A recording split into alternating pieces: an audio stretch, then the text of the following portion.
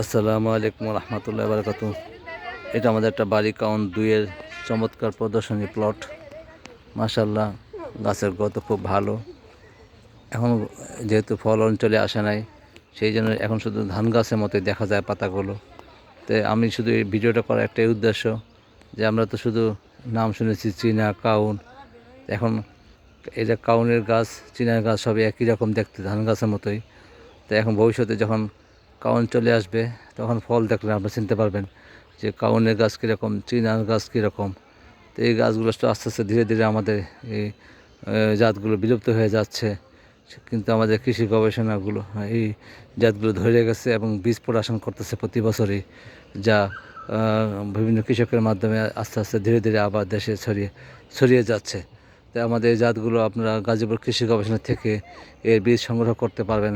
আর যদি অল্প পরিমাণে হয়, তাহলে আমাদের এই যশোর কৃষি গবেষণায় যোগাযোগ করলে এখান থেকেও আপনারা ইনশাআল্লাহ কিছু সংগ্রহ করতে পারবেন।